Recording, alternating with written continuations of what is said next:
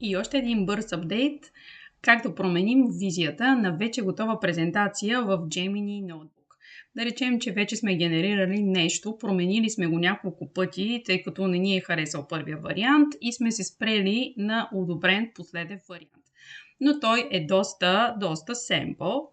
Ето вижте какво е генерирано за началото на учебната година като родителска среща. Задали сме роля на класен ръководител. Аз обаче искам малко да разнообразя тази презентация, затова ще използвам още един последен промпт след всичкия чат, който сме провели с ноутбук и ще му кажа, че искам да използва презентацията, за да ми създаде малко по-интересна визия.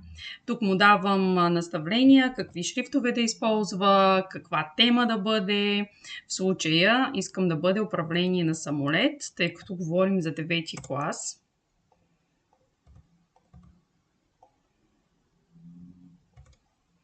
В промпта съм ви дала опции, затова тук изтривам това, което аз искам да остане като краен вариант, но вие, разбира се, може да си изберете някой от другите, в зависимост от това дали използвате презентацията като класен ръководител на по-малки ученици или класен ръководител на ученици в гимназиален етап, например. Коригирам и останалите. Тук искам да си запиша двата цвята. Те ще бъдат тъмносиньо и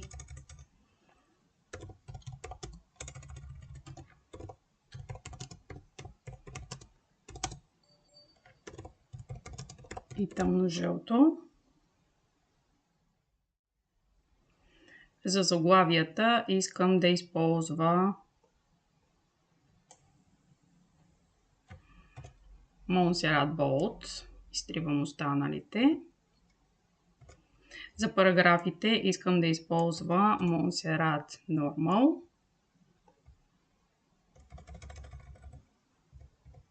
А за акценти Caveat.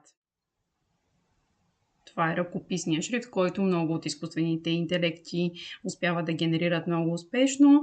И хайде да видим какво в крайна сметка ще се получи.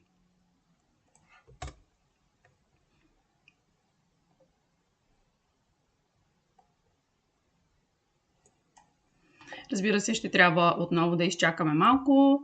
Той ще ни даде указание, че няма проблем да създаде такава презентация и ще генерира в студиото още една, която ние ще имаме. Ето, тя вече започна да се генерира. Казва ми, че темата управление на самолет е окей и ще бъде създадена такава. И много ще ми е интересно да видим как ще се справи Gemini Notebook и с тази финална задача, за да се представим възможно най-добре пред родителите на нашите ученици по време на първата родителска среща. И след известно чакане, ето го и крайния резултат. Сега го отварям пред вас, за да видим управлението на борда на самолета, как се е получило. Доста приятна презентация, бих казал. Поне на мен ми допада.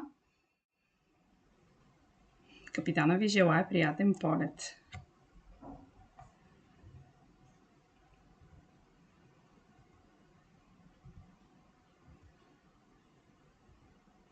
Тук може малко, разбира се, сложило ги в скоби. Има уточнение, мисля, че става ясно за какво става дума. Абсолютно се е съобразил с избора на шрифт, с избора на параграфите като шрифт и с акцентите. Казах му да използва Caveat като шрифт и определено се е справил. Много интересна и красива презентация. Радиовръзка, добре, да, това е начина пилота да се свързва с всички участници в полета. И кацането. Тук отново си е сложил някакви негови лични данни, които нямат общо с истината, но вие може да напишете своите, защото е хубаво в края на една презентация да присъстват и тези данни. Благодаря ви за гледането и ако желаете още подобни видеа, последвайте ме.